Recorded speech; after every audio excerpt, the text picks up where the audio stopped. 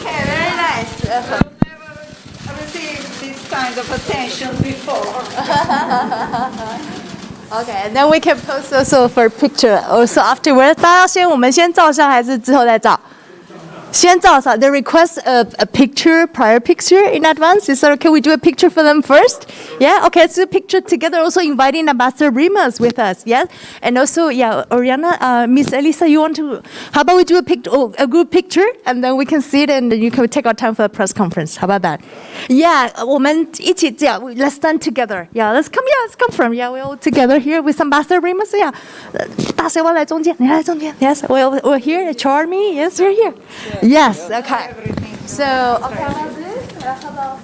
How about thumbs up? Yes, thumbs up. Yes. And yes. Okay, so let's look in the front. Let's look on this side. So we can get all the shots. Here on our right. Yeah, and let's on the left here. Okay, on the floor. Okay. Yeah, on the center? Okay. On the center, yes.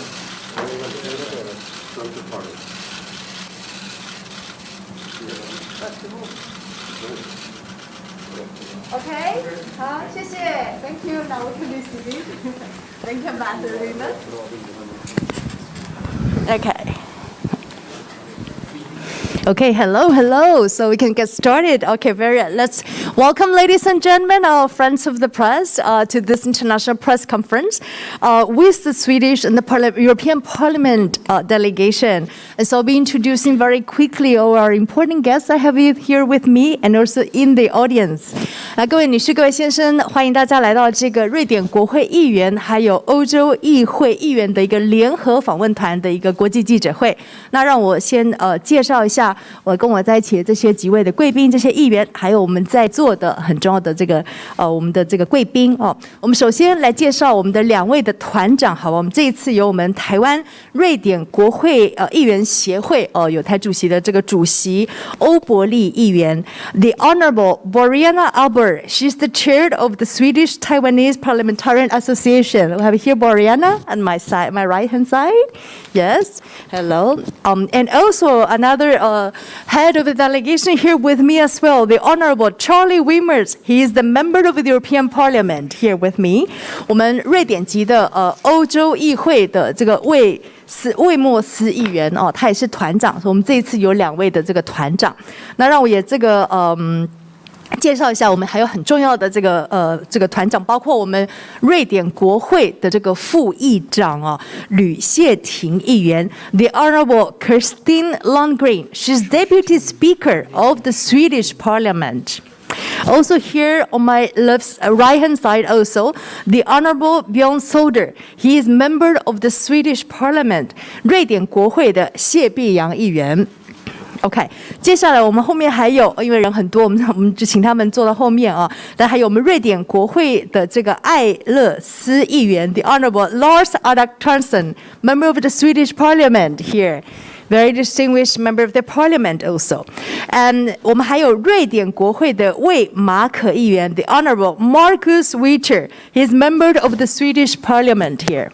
Yeah, Marcus, yeah, he is Marcus. OK, 魏马可议员啊。然后接下来我们还有这个瑞典的国会的艾索菲议员 The Honorable Ann-Sophie Alm. She is member also of the Swedish parliament.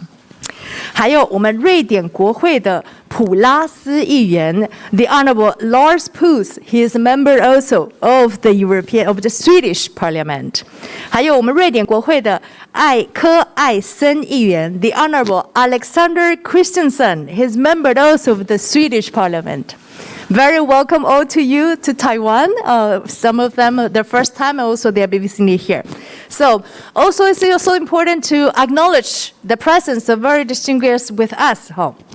我们今天还有我们这个外交部欧洲司的司长陈立国陈大使 ，Ambassador Rimas Chen, Director General of the European Affairs of the Ministry of Foreign Affairs， 还有另外我们访团很重要的这个古利斯顾问 Miss Elise Collingham， she's a Senior Policy Advisor of the European Parliament。Okay, so having already acknowledged all our VIPs here, so allow me to invite each one of them to make their remarks, and then we'll be opening the questions about that, okay? 我们先请他们来个别致辞。那么首先先请我们的这个台湾瑞典的这个协会的这个欧伯利主席来致辞。First, I would like to welcome Chair Albert Boriana to address the audience.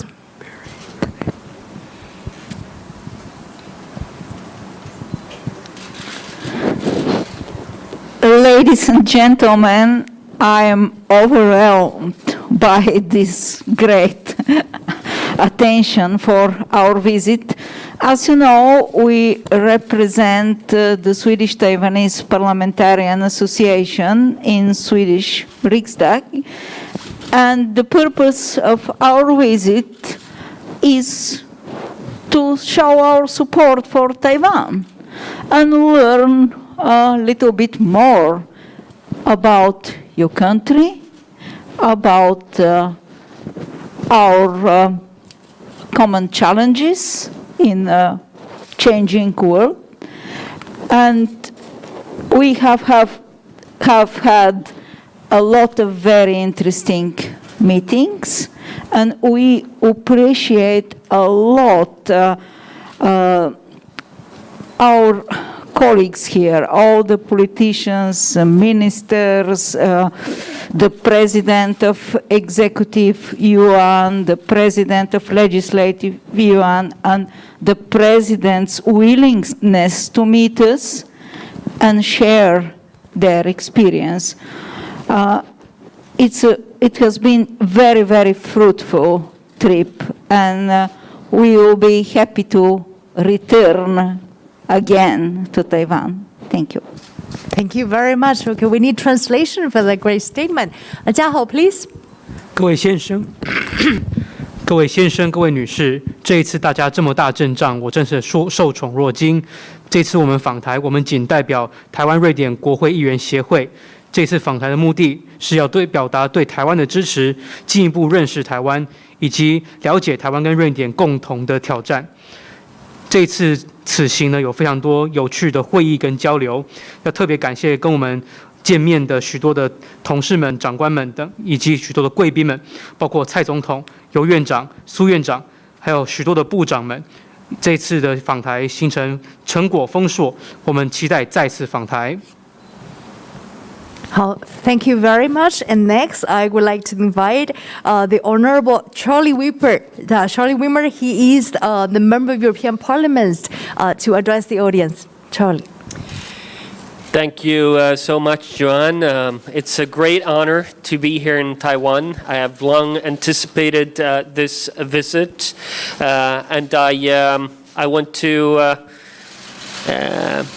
tell you how happy I am for the heartwarming reception of the Taiwanese government, of the Legislative Yuan, and of everyone who have been part in organizing this trip. So a big thank you to the Taiwanese people for the friendship you have shown us, and I will do my utmost in Brussels to reciprocate that. Now, one big thing that struck me during this trip has been the Taiwanese love for food. And I'm very happy to hear that IKEA meatballs are a big thing here. But I do have a secret to share. My homemade meatballs are twice as good. So make sure you come and visit, and I will offer you them. So I will leave other responses to other questions. But once again, thank you. I think this trip shows that Sweden and Europe stand with Ukraine and stand with Taiwan. It belongs together. It's part of the same geopolitical challenge that we face, and let's continue to work together in favor of the rules-based world order. Thank you so very much, MP Wimmers. And we also need translation. Thank you. 谢谢大家，非常荣幸能够有机会此次访台，要特别感谢台湾的政府以及立法院对我们热情的款待，以及所有相关的单位对我们此行程的规划，我们感到非常的开心。同时也要感谢台湾人民对我们展现的热情，尤其是台湾对于台瑞友谊的表现。对于这份友谊，我回到布鲁塞尔之后一定会积极的回应。那这一次印象特别深刻的是台湾对于美食的热爱，尤其在台湾也有机会吃到宜家家具的瑞典肉丸。那必须要跟大家说个秘密，就是我们自家制作的家乡味的肉丸呢，其实是双倍好吃的。所以大家如果有机会到台湾的话，希望有机会可以款待大家。那么这一次的访问呢，也要特别彰显瑞典呢是跟乌克兰站在一起，也跟台湾站在一起的。因为瑞典、乌克兰跟台湾大家都共处同样的地缘政治的挑战。那在这样子的挑战之下，我们一定要团结一致，来共同维护以规则为基础的国际秩序。Thank you very much. And next, I would like to invite Deputy Speaker Christine Lundgren to deliver her address. Well, thank you very much. And yes, I am actually Deputy Speaker of the Swedish Riksdag, but I'm here representing my party, the Centre Party, and I'm the spokesperson on foreign affairs for my party. And I'm part of this delegation as just spokesperson for my party. The Green Liberal Party, the Centre Party, is in the family of Liberal International, as is DPP here in Taiwan. And I'm coming to Taiwan, and I have received a great hospitality and good meetings, good thoughts, good food for thoughts as well, not only for my body. And thank you for that. Coming from Sweden, a small country, far north, a small country with the same colors in our national flag as Ukraine. We are really touched by the support from Taiwan to Ukraine, and your strong stance on sanctions. And we have a big neighbor, authoritarian, dictatorship, and you have a big neighbor, look-alike. So for me, it's important that we as democracies stick together to fight against those authoritarian forces that we can see gaining terrain quite a lot since 10-15 years ago. And I thank the people of Taiwan for standing strong for democracy, freedom, and human rights. Thank you. Thank you very much. We need definite translation for that excellent remark. Thank you. 嘉豪。虽然说我这一次此行有副议长的头衔，但是我实际上在瑞典团的身份呢，主要是瑞典中央党的外交发言人。那这一次的访台，我接收到非常多热情的款待，当中有非常多精彩的行程以及非常美味的美食。我们瑞典作为一个欧洲小国家，我们的国旗的色系刚好也是蓝色与黄色，跟乌克兰相同。因此，对于台湾对乌克兰大力的支持，我们感到十分的感动，同时也乐见台湾对于俄罗斯坚定的制裁。那瑞典跟台湾都是面对独裁国家邻居的挑战的国家，所以我们作为民主国家，更要团结一致来共同对抗威权的扩张。此行也要特别感谢台湾的人民对于许多的价值，诸如民主、自由跟人权等价值方面的努力。Thank you very much. And next, I would like to invite parliamentarian Bjorn Soder to speak. Thank you very much, and thank you so much for your hospitality and friendship. This is my first time here in Taiwan, certainly not the last time, I will say. I'm really glad that this trip and visit could take place due to these circumstances we're facing right now with the pandemic. So I'm very happy to be here, and I have also improved my knowledge about Taiwan and the situation here.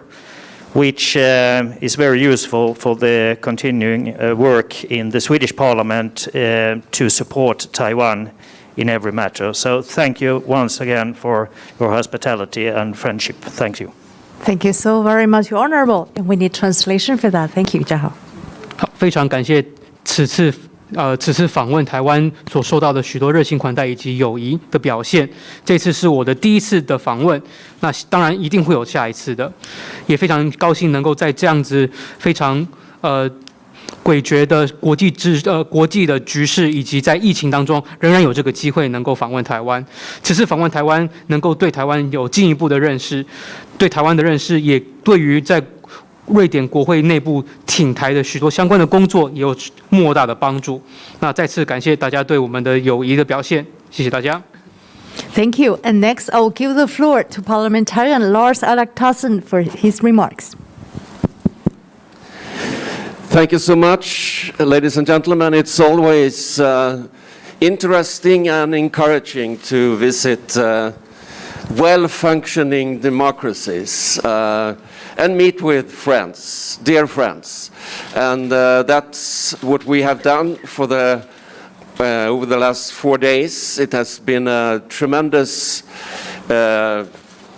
visit, and I can just subscribe to my colleagues when it comes to the generosity and hospitality that we have met. It has been a true, real experience, positive experience, and I really want to forward a thank you to our hosts for having us. It is important, even if we remind ourselves about the importance of democracy. It's important to emphasize on the need for protecting democracy, human rights, human dignity, freedom of press, and all these aspects of democracy that we cherish and that we share with each other as countries. And I would say that this trip has been a manifestation for democracy and a opportunity to develop our contacts, develop our relations, and further strengthen our bonds between Taiwan and Sweden. So I really appreciated these days and this visit, and look forward to come back as soon as possible. Thank you. Yes, and look forward to having you, Lars. Okay, thanks for that great statement and translation. Jiahao, thank you. 这一次的访问台湾尤其是访问像台湾这样子的一个繁荣民主的国家，然后又见到了许多热爱民主的朋友，我感到十分的高兴，也受到诸多的启发。过去4天以来，行程精彩，接见的无论是什么样各级的长官或者是贵宾呢，对我们都展现非常多的热情跟款待，所以要特别感谢地主国。好的，那此次访问呢，也特别感受到民主的重要，尤其是要强调我们共同去维护我们所珍视的许多的价值，诸如民主、人权、人的尊严、人民的尊严，还有媒体的自由等其他的民主面向。所以呢，这一次的访问台湾可谓是一趟民主之旅。那此行呢，也深化了许多跟台湾的政界以及商界许多的互动、互相的认识，更进一步深化了台瑞关系。期待再次访台。Thank you very much. And next, I would like to invite Parliamentarian Markus Switcher for his remarks.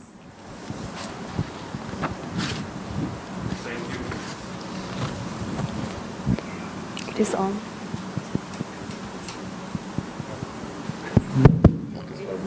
Okay.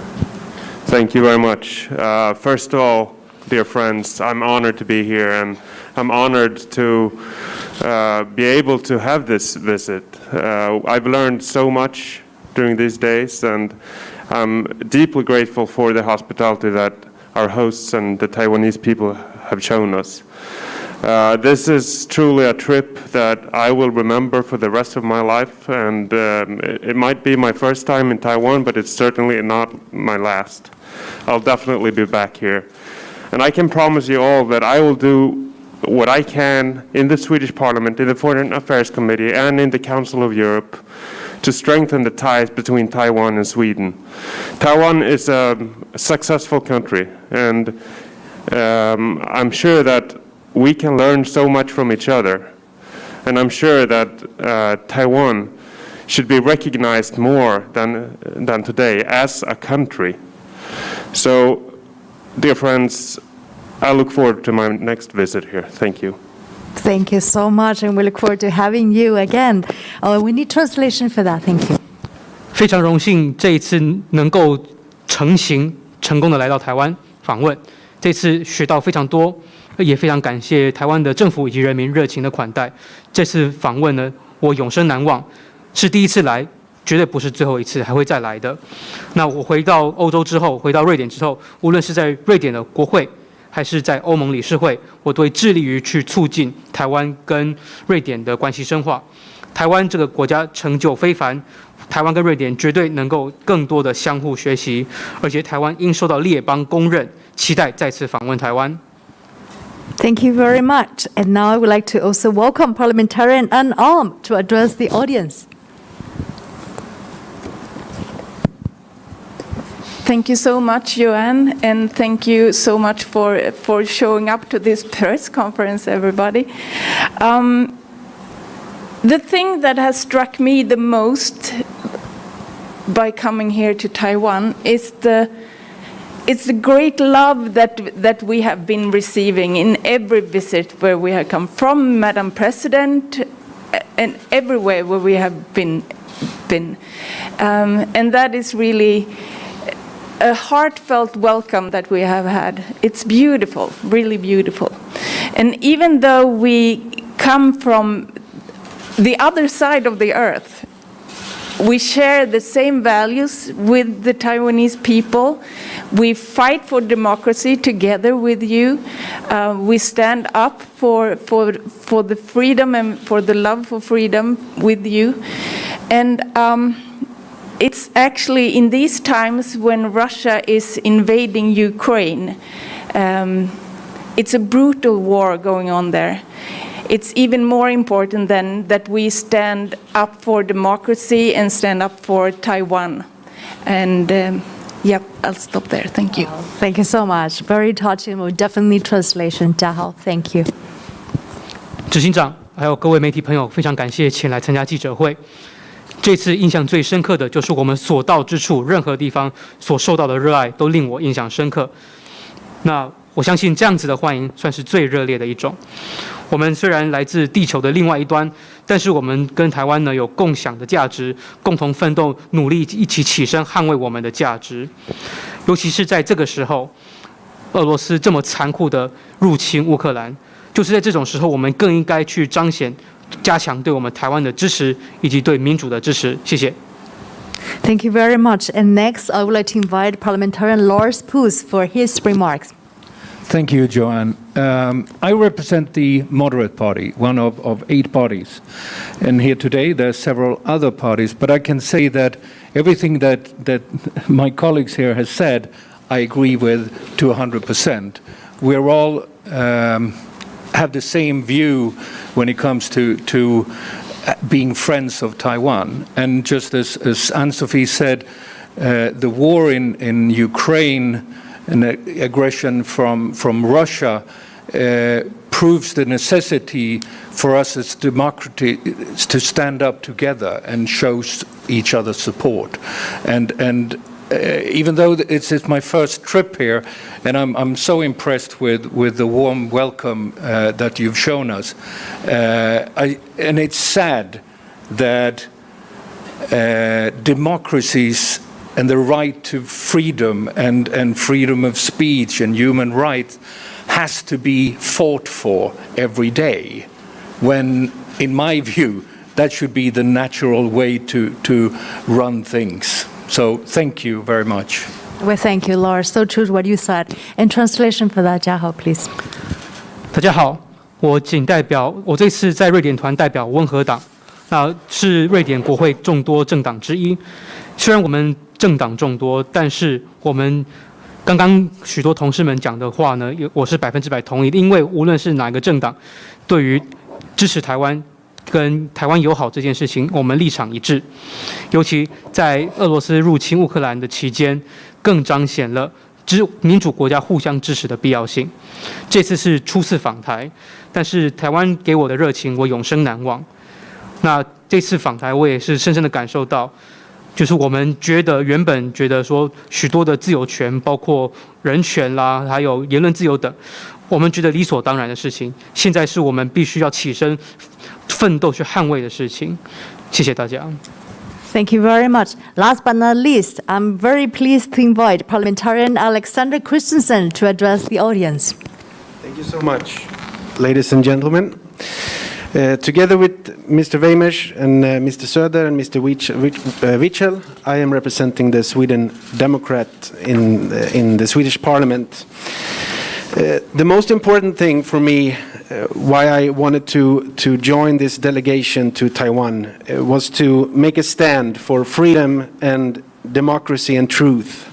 I think that's very important to do, especially when we see a lot of darkness in the world and when we see dark powers that are challenging the free world, then it's extra important to make that stand. And I guess I would just like to say that during this trip, I really learned to love Taiwan. It's a beautiful country. It's with beautiful nature and beautiful people and a beautiful culture. And it's such a great honor to be able to be here with you and to take this stand for freedom in Taiwan. Thank you. Thank you so very much. Definitely we need translation for the important remarks. Thanks. 大家好。此次访问台湾呢，我跟谢碧阳议员跟魏马可议员等，我们都是在这个访问团当中代表瑞典民主党的。那么这次访问台湾呢，能够跟着大家一起来捍卫所谓大家所珍惜的自由民主以及所谓的真实。那这个时代当中，我们有看到许多角落的黑暗面，这些黑暗面来自威权的黑暗等等，都再次的挑战我们自由世界的诸多的价值。就是在这种黑暗的时候，我们更应该要坚定的捍卫跟守护我们的价值。这次访问台湾，使我爱上台湾，尤其是台湾的美丽的自然风景以及人文。那么也非常高兴能够在这次的旅程当中进一步的去支持台湾，谢谢大家。Thank you very much. And now the moment you are being awaiting, we're taking questions from the audience. We already received the questions you already submitted. I have 4 pages here. So in order to organize the time, I'm going to read the questions for you, okay? 就大家问题我们都收到了，所以我们现在我就是先依惯例我把它分类，然后把它念一下，那大家可以随时再提出补充你们的问题。So we divided by categories as we always do. I have the first large group about the purpose of visit here into Taiwan, and also another group. We'll do all this together to save time. Also, Taiwan and Sweden relationship and Taiwan-EU relationship. Okay, let's do this first group all together. I'll read your questions. The first one we received from 美联社 AP American Press from Dai Jingwu, and so he's asking, please, whether you can share with us about the purpose of your visit to Taiwan. Regarding Taiwan-EU relations and Taiwan-Sweden relations, well, I have questions from Taiwan News, Kevin Chen. Kevin is asking, what are some of the substantial actions, in your opinion, that Sweden can take to booster ties with Taiwan and also to strengthen Taiwan-EU relations? Taiwan News 在问瑞典怎么样强化台湾跟瑞典还有台湾跟欧盟的关系。Also, I received question from Epoch Times from 新怡大纪元新怡提问。This is especially addressed to EMP Charlie Wimmers. He said that you mentioned previously, okay, let me see that here, that Taiwan-European Union should develop a no-limits partnership and that with China supporting Russia, the EU should help bolster Taiwan's self-defense capabilities. Furthermore, last year, the EU referred to Taiwan in its EU strategy for cooperation in the Indo-Pacific, and the European Parliament passed also the EU-Taiwan political relations relations and cooperation report. In concrete terms, how will the European Union help Taiwan in terms of its self-defense capabilities?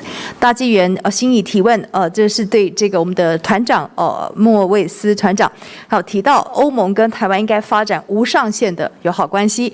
中国支持2国1分的话，那欧洲就应该要加倍的来强化台湾的防卫的能力。欧盟去年首度将台湾纳入欧盟的印太战略合作战略，以及欧洲议会更提出欧台的合作报告。具体来讲，心仪想请问欧盟如何帮助台湾自我防卫？Okay, so we take these 3 questions from this category first. I don't know whether Boriana, Charlie, or any other member you would like to answer. Yes? Yeah? Oh, you have your microphone there? Yes, okay, thank you.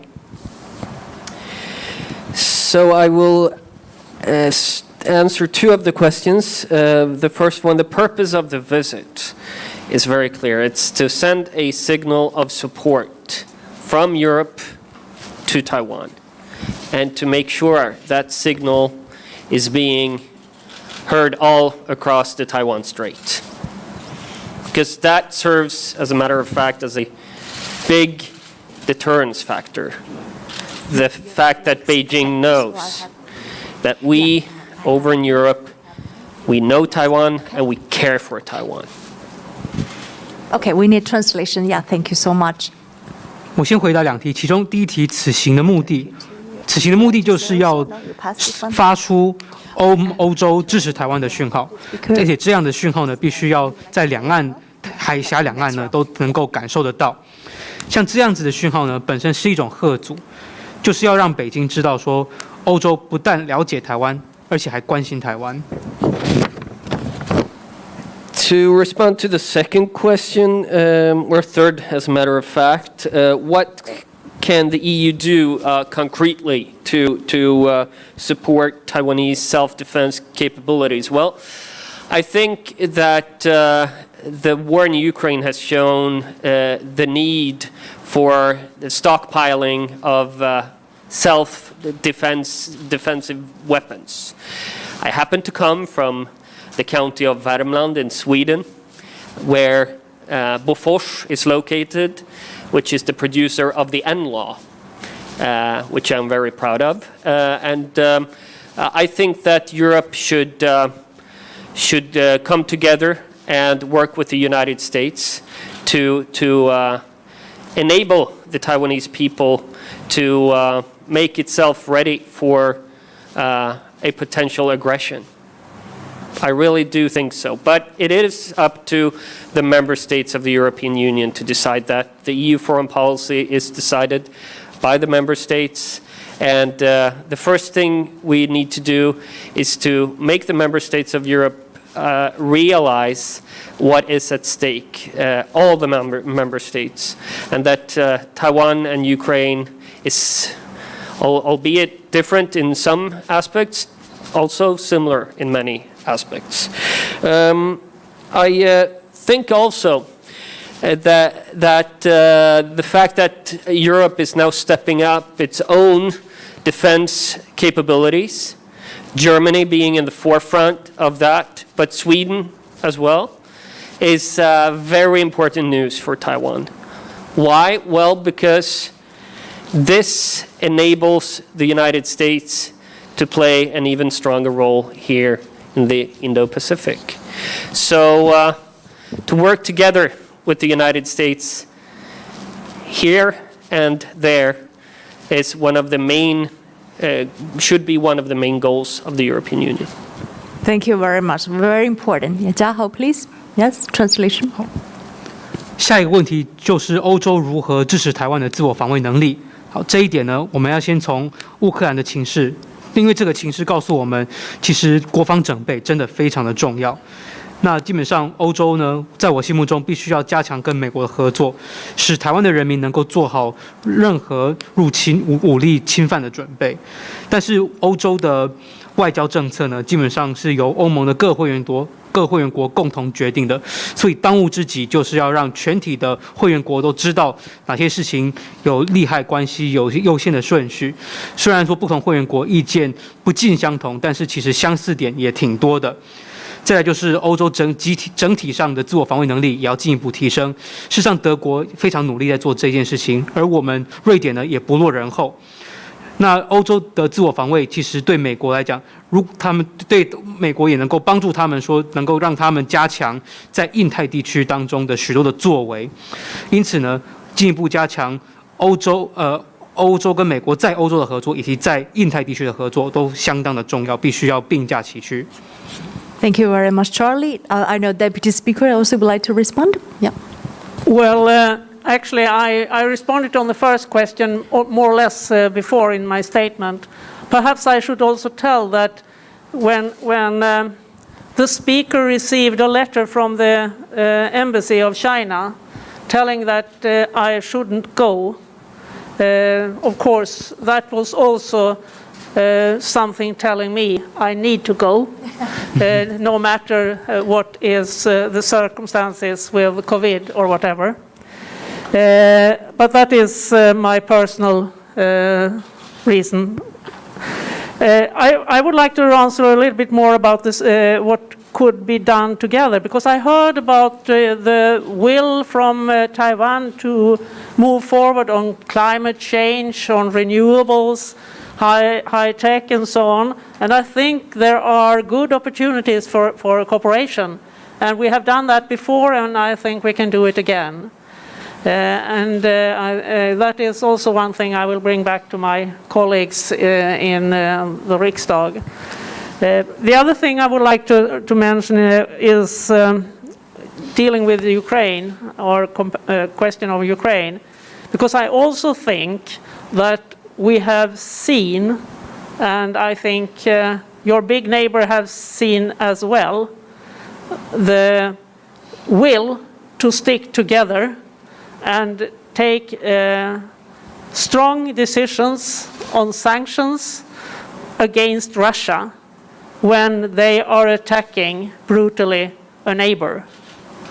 And that is also a strong message from the whole globe, more or less. There are some not going down that road, and your neighbor is one of them. And that is, of course, very bad. And we are seeing that as well. But 141 members of the General Assembly condemned what Russia have been doing. And that is also a message to others that we are seeing, and we are also learning to act earlier to handle this kind of pattern that we have seen. And what we saw in Hong Kong has also learned us lessons. Thank you. Thank you so much, Christine. So important what you said. Definitely translation, please. 好，就第一个问题哈，其实，在第一个问题访台的目的来讲，其实在开场之时已经有提到了，但是要特别再讲一件事情，就是个人的因素啦，就是说，基本上在访台之前呢，也有受到中方的警告说不能够访台。那收到这样子的警告的时候呢，让我更觉得说，无论如何，就算疫情再怎么严重，或者是有什么其他的状况，都应该要坚持访问台湾。那除此之外呢，台湾其实跟瑞典有非常多领域的合作。这次访问台湾也有进一步去了解台湾在气候变迁的调节方面的努力啊，还有再生能源的开发方面的努力等等，这些都能够开创台瑞之间合作的契机。所以呢，在既有的合作基础之上，还可以再进一步合作。这样子的讯息跟相关的资讯，一定也会带回到瑞典的国会。就第二题来讲呢，那从乌克兰的情势当中，全世界包括中国都看到了，就是乌克兰他们自我防卫的意志非常坚强，再加上全世界许多国家对俄罗斯制裁力道之强大，像这样子的讯号，来自全世界的强大的讯号呢，都可以让中国等不同的大国跟独裁国家呢，知道说俄国是这样子的暴行不应该效法。我们也能够学到说，类似的情形发生的时候，必须要及早因应。事实上呢，在香港的反送中的情势发生的时候呢，其实我们就已经见过，也都已经汲取过教训了。Okay, thank you very much. No, I know Parliamentarian Lars, he would like to respond, please. Thank you. Very brief. 2 points. First question about the purpose of the visit. I would like to emphasize the importance of such visits, wherever they come from. I mean, this is basically a signal that Taiwan is not alone. Taiwan has many friends, a lot of friends in the democratic world, not only Sweden. Taiwan has friends in all parts of the world, and I think this kind of visits show just that Taiwan is gaining support while PRC is losing support internationally, and that speaks for itself. Secondly, I think when it comes to the question on what we can do to bolster ties with Taiwan from Swedish side, we have just passed a resolution in the Swedish Foreign Relations Committee where we have decided across the party lines to strengthen our presence here in Taipei. So we will pass a decision in the Riksdag, in the Parliament next week, I think it is, which means that we will open a House of Sweden in Taipei. I think that's a very specific, very concrete way of showing our relations are excellent and that we want to be here in order to learn, in order to support, and in order to develop our relations. Thank you. Thank you very much, Lars. That was so important. And Zhao translation, thank you. 好，首先2个重点，就是说此行的目的就是要强调这次访台的重要性。这次访台是一个讯号，告诉台湾并不孤独，在整个民主世界当中，台湾有很多朋友，不只是瑞典。那再来就是说，台湾其实正当中华人民共和国正在流失他们所获得的支持的时候，其实台湾也正在逐步的增加台湾所获得的支持。再来就是台瑞邦谊、台瑞关系深化的部分呢，事实上在瑞典国会的外交委员会呢，我们已经通过了一个决议案，就是说无论是哪一个党派，我们都会一致的支持瑞典在台北的外交的作为。像下个礼拜在国会呢，我们就会去研议怎么样在台北设立所谓的瑞典之家。那透过这样子瑞典之家的设立呢，能够以实质的作为来彰显台瑞友谊的进一步深化，能够让瑞典的外交亲自在台湾，向台湾发出支持的讯号，同时也能够进一步在台湾我们亲自去发展台瑞关系。Thank you. And next, Parliamentary Marcus. Marcus would like to respond as well. Thank you very much. And just like others have said, the purpose of this visit is to show support for Taiwan. And this support is, truly something that comes from a large spectrum of the Swedish political life from various political parties. I would like to raise another thing that we're currently working with, or I'm trying to propose a motion in the Council of Europe where we support a closer cooperation between the Council of Europe as an institution and the Taiwanese parliament. Now, this is far from done, but we're working on it, and I'm quite sure and I'm optimistic that we will get a large support from members of different parliaments in Europe across different party lines as well.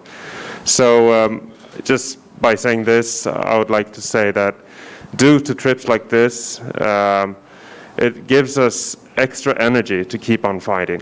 Thank you. That's so beautiful. Thank you so much, Marcus. A translation, thank you. 这次访问的目的不外乎就是要表达对台湾的支持，而且呢，要告诉大家这份支持在瑞典国会政党的光谱当中是整个横跨过去的。那么我们在欧盟理事会呢，接下来即将会提出一个议案，就是说要进一步去加强欧洲理事会作为一个机构跟台湾的立法院进行合作。那当然，这样子提案还在初步的阶段，还要提案才行。但是我有信心，无论是在欧洲理事会的哪一个党派、哪一个国家，都能够坚定的支持像这样子的提案。那这一次访问台湾呢，在台湾能够深深感受到我们就是心中对台湾的支持的坚定，能够深化我们对台湾支持的坚定。Thank you very much. And next we have Boriana. Thank you. I just like to add very briefly one important thing to bolster the relationships between two countries is to make the ordinary Swedes and ordinary Taiwanese to meet each other. Charlie invited 23 million Taiwanese to taste his meatballs. I suggest that we should invite 10 million Swedes to visit Taiwan. We know that it's a really, really beautiful country. We had possibilities to visit Kavalan Distillery. I am sure that very many Swedes will love to do the same. Also, don't forget student exchange. I know that you're going to open a language school in Brussels. Why not open language school in Sweden? It's very important that not only politicians should have interactions with each other, but ordinary people, because presence of people from Sweden in Taiwan also sends strong signals. And when a lot of people from different European countries and the rest of democratic world is in Taiwan, it also sends signals. Thank you. Very, very beautiful, it says. Thank you, Boriana. We need translation. Thank you, Jaha. 补充几点哦，就是刚刚魏莫斯议员他诚挚的邀请全体2300万台湾人都到他家去尝他们家家传的秘方瑞典肉丸哈。那除此之外，也希望说能够让全体1000万瑞典的人民能够来台湾来品尝台湾的美食。像此次访台，我们有机会去访问了噶玛兰金车的酒厂，那边的威士忌非常的好喝，也希望说1000万瑞典人都有这个机会去品尝。那除此之外，还有交换生的计划哈，因为我们知道说在布鲁塞尔那边即将有台湾的机构呢，在那边要成立华语学校。那既然如此，何不也在瑞典成立华语学校呢？所以我们也知道说，不只是我们加强了政界政治人物之间的互动，民间的互动其实也非常的重要，也能够送出非常强烈的台瑞友谊的讯号。所以呢，不只是我们瑞典，还有在欧洲的其他国家，甚至民主世界的其他国家，当大家都纷纷支持台湾，跟来到台湾的时候，这个讯号只会越来越强烈。Thank you very much. I know Representative Alexander Hilsley would like to say a few words. Thank you. A very short note, just real quick. Like Boriana said, we when it comes to education and in language especially, I think there is a lot of opportunity to develop our ties, definitely, and also when it comes to trade. But I was just thinking, because we met some students, Swedish students and Swedish people that live in Taiwan, and they all together said that if you once move here for studying, you never go back. So we need to find out a way so that we can be sure that they will come back to Sweden, because we need a workforce in our own country. So if we can handle that, we can definitely figure something out. 好了，补充一点，因为刚刚讲到教育，包括语言教育这一块哈，那这一块当然一定是能够加强台瑞的双边关系，也能够加强台瑞的贸易关系。但是我们也都知道，有许多侨居在台湾的瑞典人哦，无论是来这边譬如说他们来这边读书好了，他们常常会说在台湾住个几年就回不了瑞典了。那我们必须想办法让瑞典人都回得去，不然的话，瑞典的人的劳动力会一直往台湾外流。Thank you so much, Alexander. I know now the Honourable Sophie would like to respond as well. Thank you, Yuan. I would just quickly, because the purpose of this visit is actually, all my colleagues have said it already. It is to show support to Taiwan, and we want it to be absolutely no doubt whatsoever that we parliamentarians of the Swedish Parliament stand with Taiwan. And I also got a letter, of course, from the Chinese embassy on my work on human rights. And of course, it is to make us afraid, to not to come. So that's why I also wanted to come, of course. But it's as Boriana said, if we are making them upset, we are doing something right. So we are not afraid. We are here, and the thing is that we are many parliamentarians around the world that stand with Taiwan, and that it's very important to know. Thank you so much. Was so touching. Yes, translation. 刚刚有许多的同事都已经表达了对台湾的支持，也都说是此行的目的。那事实上，必须要告诉大家，毫无疑问，瑞典的国会议员一致都是支持台湾的。那当然，我此行呢也有受到中国大使馆这边的恐吓跟威胁，叫我们不要来。但是，诚如刚刚团长所说的，就是只要让中共不高兴的事情，大概就是做对了啦。所以我们并不怕中共的威胁，要告诉大家，不只是瑞典。世界各国的许多的国会议员也都支持着台湾。Thank you. It was so beautiful, so touching to hear in their remarks. And we only did the first round. We have 2 more to go. Okay, is that okay if we move on? 我们到下一轮好不好? If that's okay, no more questions on the ground, no more. Okay, so let's do the next category, which is about invasion of Russia to Ukraine. Heavy topic. Okay, impact of Russian-Ukraine war on Taiwan-Sweden relations, if there's any. And let me read the questions. Okay, we got from Yang Guang from Changlei, and he's asking, in the face of what's happening in Ukraine, is the European Union doing anything to pursue peace in Taiwan? 央广这个昌磊在问就是面对俄乌战争欧盟如何协助维持这个台海的和平 Also from Taiwan News, Kevin Chen, he's asking, do you foresee any major changes in Taiwan-Sweden ties following the Russian invasion of Ukraine? Taiwan News 在问在这个俄罗斯侵略乌克兰后有没有预见就是台湾跟瑞典的关系会不会因此产生这个变化 Also from AP American Press, from Johnson Lai, and he's asking, in the view of the conflict between Ukraine and Russia, what can Taiwan and Sweden do going forward in terms of cooperation and exchanges, a matter of national defense? 美联社问到，有鉴于俄罗斯跟乌克兰的两国战争情势，未来台湾跟瑞典是否针对国防军备方面有所合作交流？ We also received from Radio Taiwan International from Stub Butler, Yang Guangbei Dexun, and he's asking, has Russian invasion of Ukraine changed the way European politicians are thinking about engaging with Taiwan? And also from AP American Press, Tai Jin Wu, he's asking, please share about how Sweden and Taiwan could contribute to peace in Ukraine. Those are heavy topics about the war, and I would like to invite the parliamentarian to speak freely and to respond if they wish. Yes, Deputy Speaker.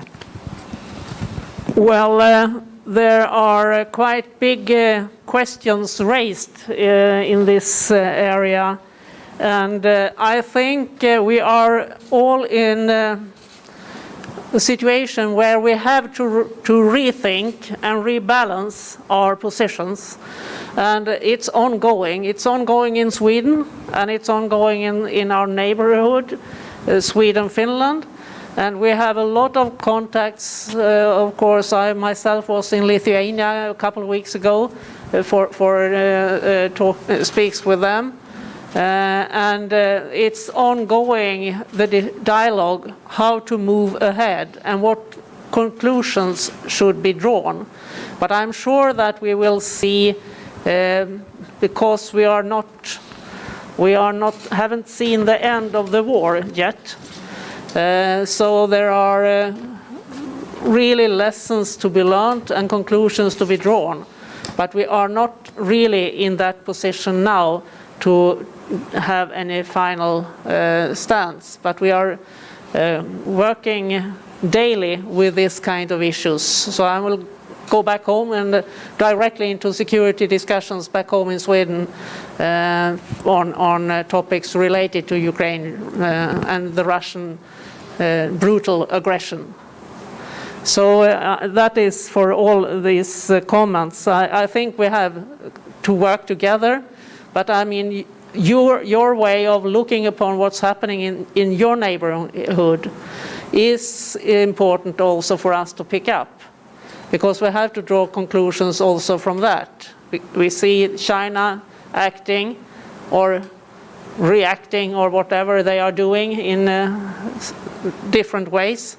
And we are also, of course, closely following that because we know that they are tracking each other, even if they are not following each other really down the road, but much alike, Russia, China.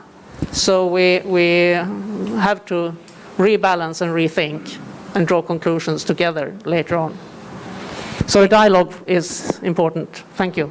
Thank you so very much, Madam Deputy Speaker. And so we need translation. Thank you. 刚刚的提问都是非常重大的议题。就现在的情势来讲，我们当务之急就是要去重新检讨我们的对外关系的平衡以及接下来的走向。不只是我们瑞典，我们周边的像是芬兰等国也都在这么做。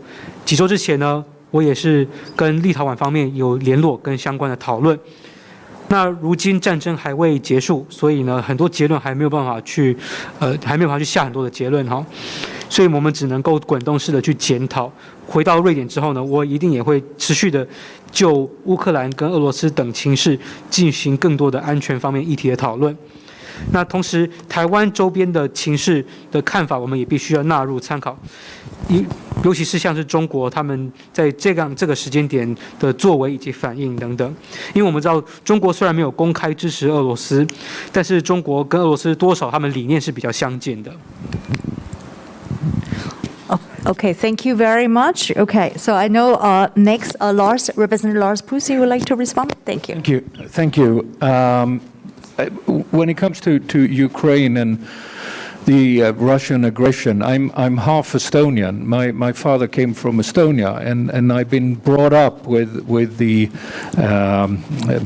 knowing of what it's like to live next door to an aggressive neighbor. In which case Estonia certainly has experienced. So when Russia shows its ugly head once again, not standing up for Taiwan's right, as I said before, I can just emphasize what I said before, that we need, as free democratic countries, stand up together for each other, and being prepared to always show our support. And has the Russian aggression changed the need of that? Yes, most definitely. And I think that the more of us that do that, and also that some of my colleagues already have mentioned, traveling and meeting other peoples, knowing more cultures, knows more ways of life, just strengthens democratic nations. And so we should do that more. Thank you. Couldn't agree more. Thank you so much for that. In translation, thank you. 在俄罗斯入侵乌克兰之际呢，那当然我也看到了很多的报信，那包括我自己在内都有很深刻的感受，因为我自己本身爸爸是爱沙尼亚人，所以我在长大的期间呢，也都深深的感受到爱沙尼亚过去曾经有的历史，被俄罗斯入侵的历史。因此我们知道，在入侵者的当入侵者的邻居是什么样的感受。那现在俄罗斯又出现了，又发兵入侵了邻国了。这个时候呢，不支持台湾真的就不对，因为刚刚在开场致辞的时候有讲过，就是在这个时间点，民主国家更需要互相支持跟团结。所以的确，乌克兰的侵略，乌克兰受到侵略这件事情，的确也改变了对台湾支持力道的需求。所以这个时候呢，我们更要进一步到处去旅行，到处增广见闻，去接触不同民主国家的人事物，多了解一些其他的民主国家，这对我们自己本身所珍视捍卫的民主绝对有帮助。Thank you. I know Lars also would like to respond. Yes. Thank you, Joanne. I think it's important to say that February 24th changed the security order globally, not only in Europe. It's a major event. It's a terrible war. It's an aggression that is appalling to see, the suffering of the people. And of course, this affects not only us as neighboring countries to Russia, it affects the world, including Taiwan. So I think that this is important to see when you should evaluate the consequences of this and jump into conclusions. One of the questions put in the in advance is about the do you foresee any major changes in Taiwan-Sweden ties following the Russian invasion of Ukraine? I would say there is a need for changes in relations, a need for deeper relations between democracies, between countries standing up for human rights, for freedom. So we need to further develop our relations. They are already strong and good, but we need to come together, stand up for what's right, stand up against these authoritarian regimes that are on the move. We have seen it earlier, we see it now. So there is definitely a need for stronger ties following the Russian invasion of Ukraine. Thank you. So important what Lars just said. We need translation. Thank you. 2月24号，俄罗斯入侵乌克兰的这一天呢，全球的安全秩序都改变了，我们也看到了惨不忍睹的战争的状况。所以在这个时候呢，瑞典作为俄罗斯的邻国，更应该要去支持台湾。那这当然刚刚也有提问说，台湾跟瑞典在俄罗斯入侵乌克兰的期间，会不会因此有关系上的改变？那当然我们知道说，现在正逢威权主义正在扩张的这个情形，那这个时候呢，民主国家之间彼此要更加的团结，去共同捍卫民主跟人权。所以确实，瑞典跟台湾绝对有这个必要去进一步深化双边的关系。Thank you very much. I know EMP Charlie would like to respond. Yes, the Russian invasion of Ukraine is changing the way European politicians think about engaging with Taiwan in real time. A big part of the reason for that is, of course, the Sino-Russian cooperation, which has the ultimate goal to destroy the security order as we know it. And we are finally starting to understand the implications of the Chinese-Russian cooperation. I think apart from military material cooperation, I think we also need human cooperation on the military side. I know that Taiwan is working on the issue of conscription, for instance, and Sweden has reintroduced conscription. Finland never ended it and has, for being such a small country, great defense capabilities. Why not learn from best practice here, both in terms of military competence, but also to look at how we in Sweden, for instance, have been able to fight penalism within the army, and how Finland is making sure that their conscripts are not mowing the lawns of generals, but actually learning how to fight. Those things I think we can cooperate on. There's also a question, how could Sweden and Taiwan contribute to peace in Ukraine? Well, I would like to rephrase that question. How could Sweden and Taiwan contribute to Ukraine victory? Because the last thing we should do is to push Zelensky to make concessions to Russia. We should make an arrangement for those MiG fighters, I think. And we should also look at our own responsibility for actually funding the Russian war machine by buying gas and oil. That must stop. It must stop now. If we do that, we will hugely contribute to Ukraine actually winning this war. Excellent. That's an excellent point. We definitely translation. Thank you. 俄罗斯入侵乌克兰的确改变了许多欧洲政治人物改变对台湾互动的看法。那中俄合作其实的确也是一个重大要素，因为中国跟俄罗斯致力于合作，要去颠覆现有的国际秩序。我们也都很清楚地了解到，中俄合作影响力甚巨。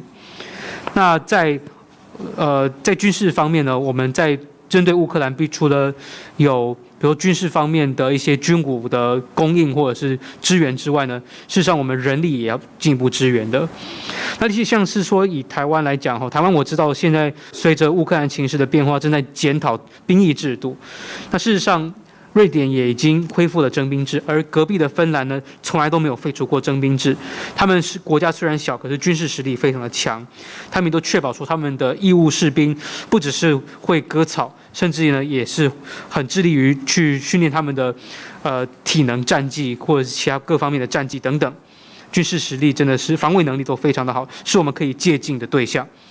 刚刚有一个问题是说，台湾跟瑞典要怎么样做才能够进一步贡献到乌克兰的和平？事实上，我觉得这个问题应该是要如何贡献给，使得乌克兰能够打赢这场战争。因为所谓的和平，不应该是让乌克兰总统泽伦斯基去俯首称臣，向乌克兰投降，去跟乌克兰谈判。事实上，我们应该要去进一步支援更多的乌克兰的英勇的战士，甚至要停止去购买俄罗斯的石油跟天然气，因为这些购买的资金都在助长着俄军。所以呢，我相信随着我们停止购买俄罗斯的天然气跟石油，一定能够进一步帮助乌克兰打赢这场仗。Thank you. I know also Parliamentarian Soldier would like to respond. Thank you. Just a short comment about how the war in Ukraine can change the way European politicians are thinking about engaging with Taiwan, as a question was here. First, I think, like Charlie Weimers said earlier, I want to point at that this war was a wake-up call for most Europeans who have seen war in decades on other continents, but not in Europe. And unfortunately, easily forgot what happened in Europe in the last century. So this was a wake-up call, and I think it's easier now for the politicians to spend more money on defense, which was harder before, because most Europeans, they were living in a, time of peace and such.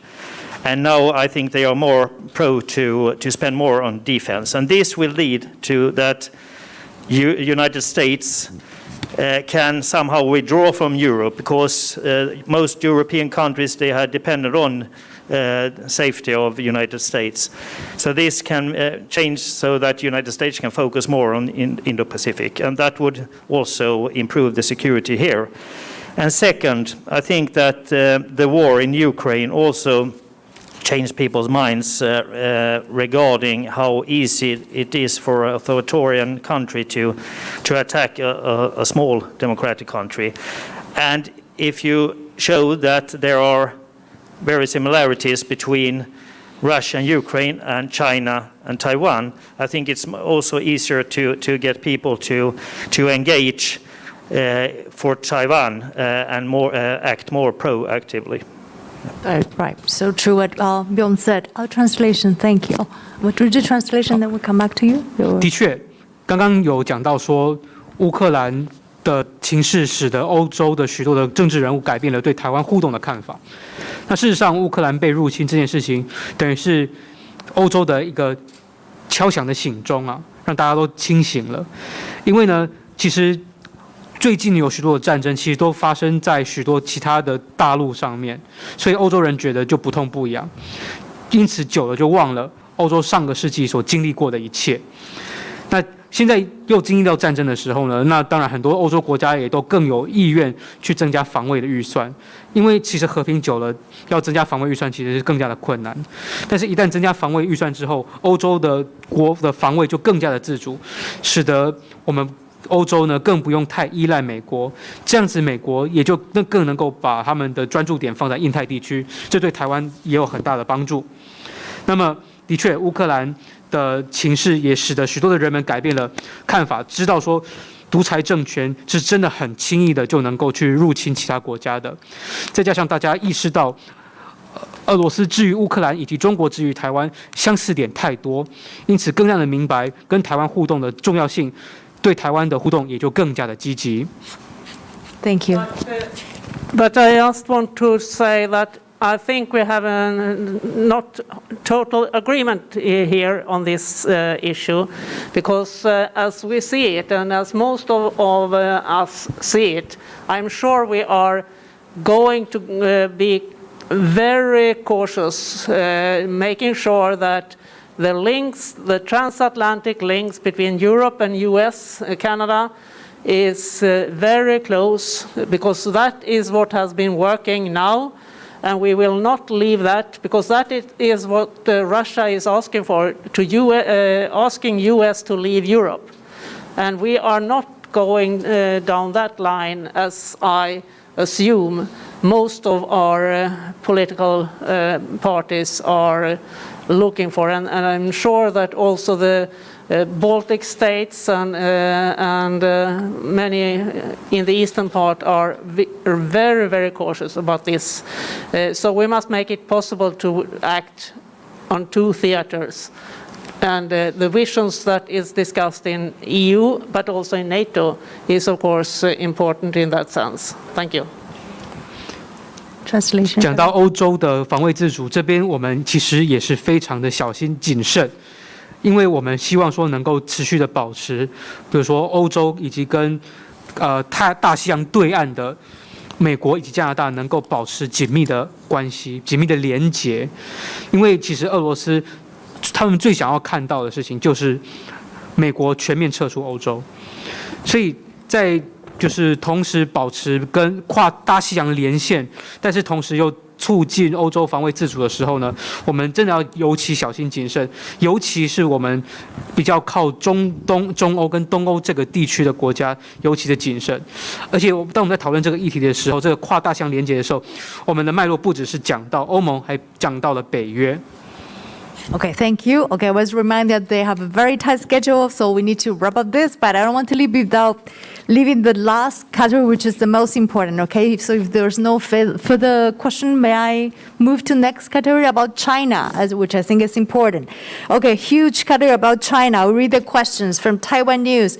Kevin is asking, do you think the European Union would take a strong stance against China in the event of a cross-strait conflict, just as it is currently taken against Russia?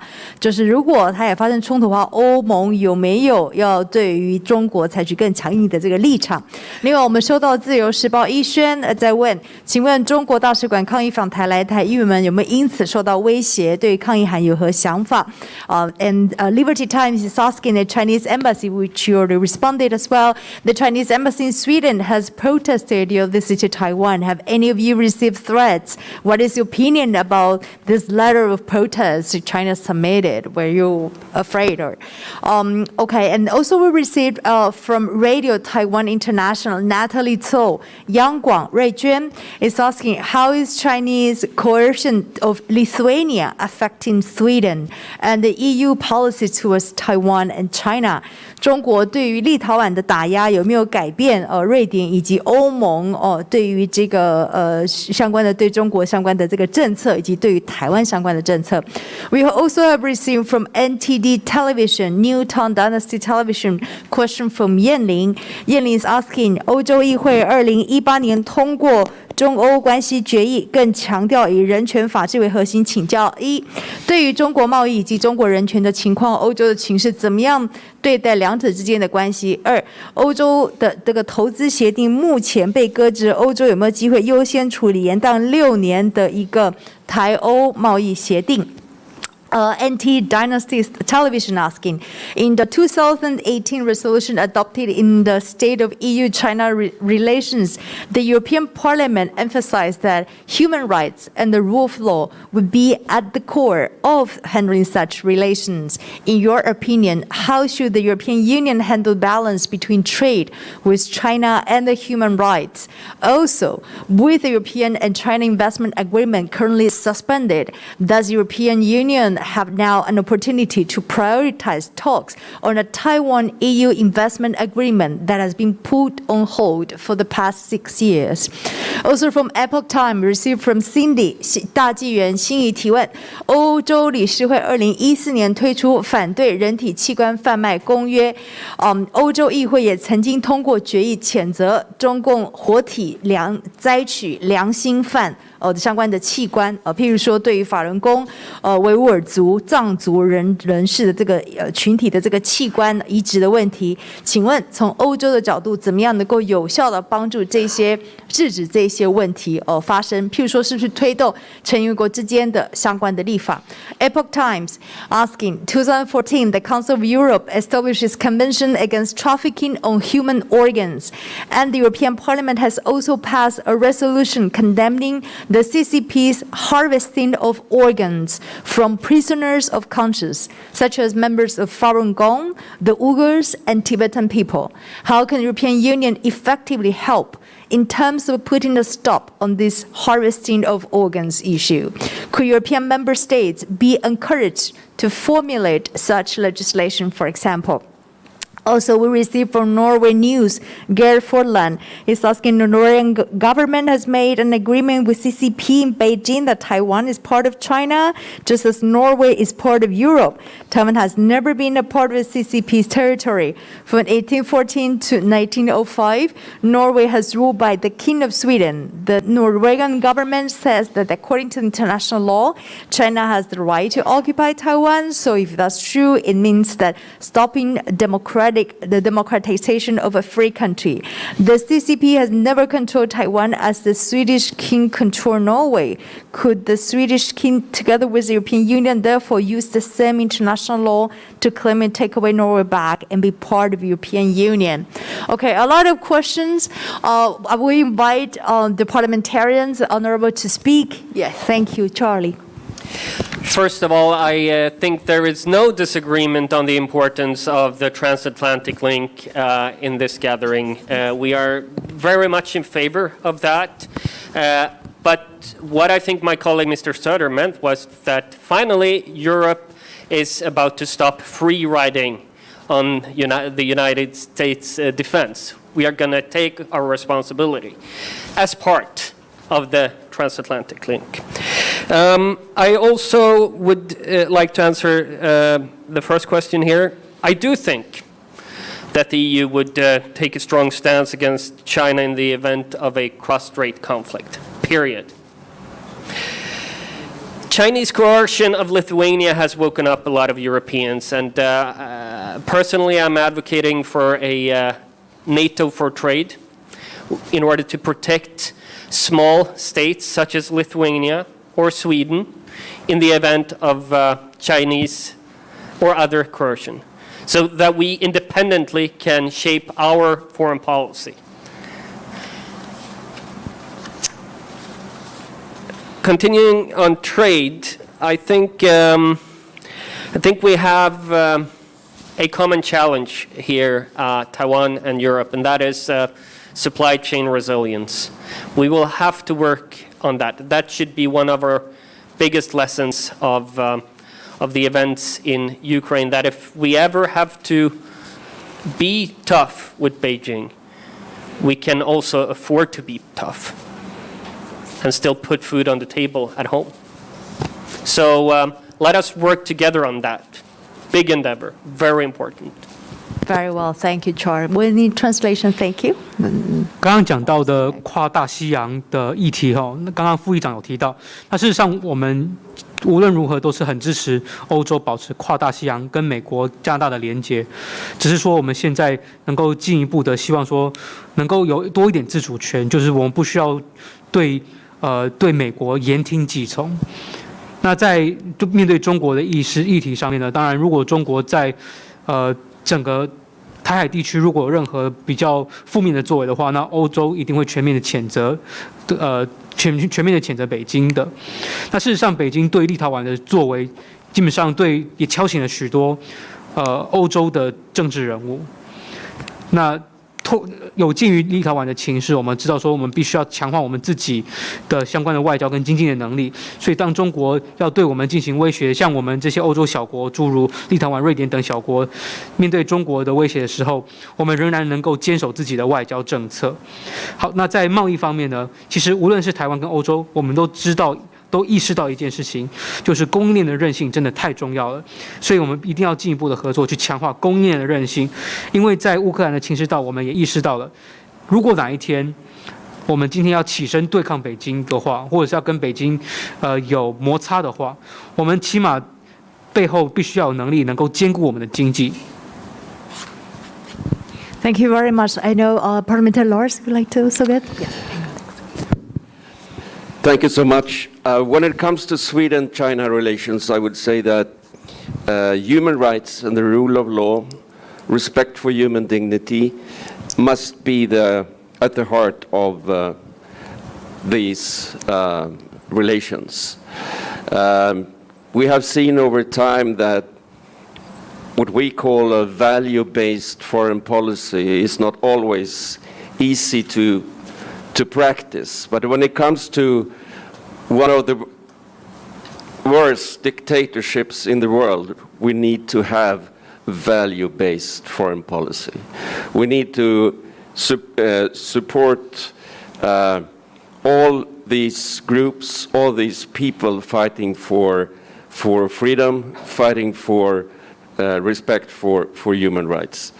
We have seen in China over time how the situation when it comes to human rights is deteriorating. And from our party, the Christian Democrats in Sweden, we have raised the situation for the Uyghurs. And I think it's really important always when we speak about China to speak about this kind of atrocities, this kind of genocide, which it is. And we need to say that. So when it comes to the specific question about let me see, do you think EU would take a strong stance against China in the event of a cross-strait conflict? Yes, I do. And I really would emphasize that if Europe won't be able to do that, won't be able to take a strong stance, strong sanctions, whatever it takes to support Taiwan, I would say that would be the end of European foreign policy. And I don't think we will see that. I think that the value-based foreign policy will prevail, and the support for both Taiwan and for Ukraine is solid within the European Union. Thank you. Thank you, Honorable. But so important translation, Jaha. Thank you. 讲到瑞中关系事实上我们跟中国保持的关系的，我们的核心呢一直都是在讲人权、法治跟尊严的。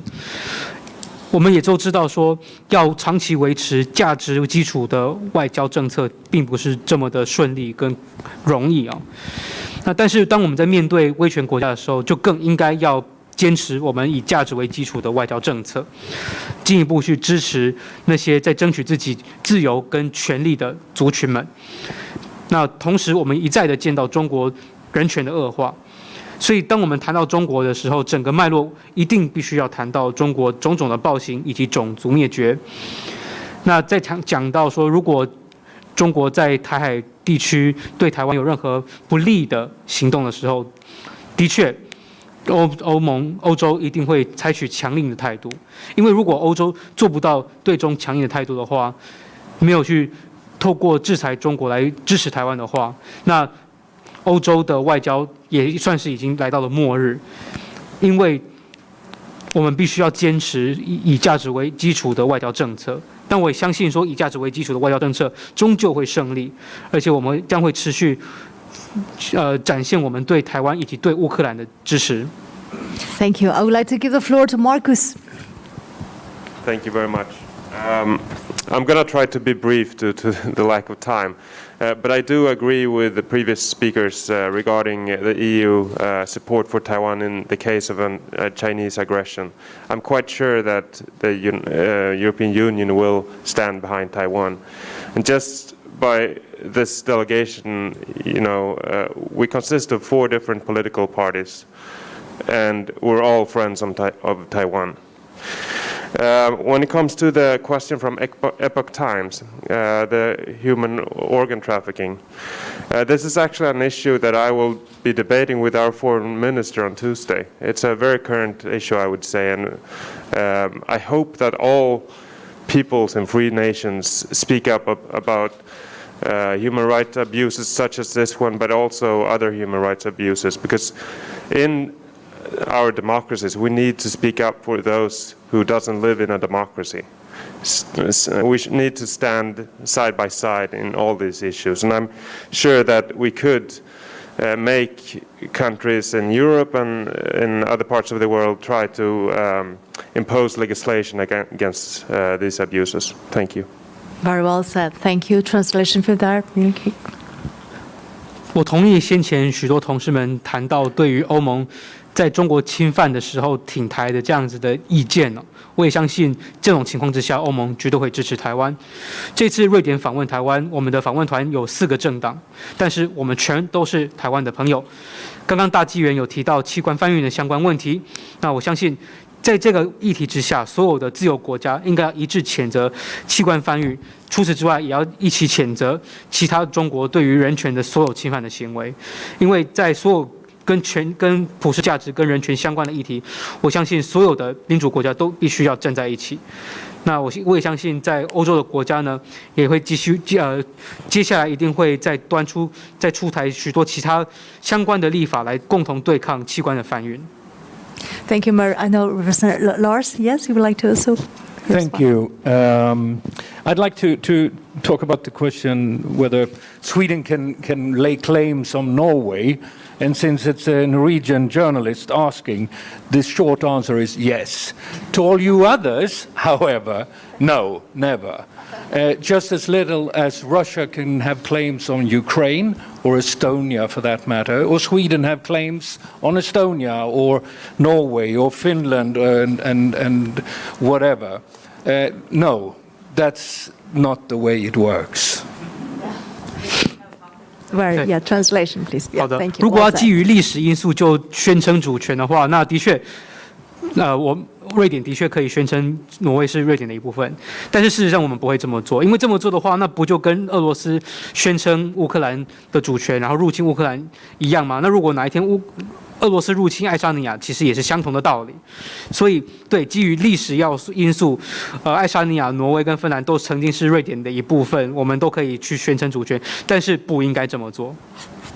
Thank you very much. I think we hosted press conference 100 minutes already, and then they have already their very tight itinerary. I was remind, and just want to make sure. Any other questions? I'm letting now. Okay, so from Liberty Time. Last questions. Really, we are running out of time. Yeah, Liberty. Emily.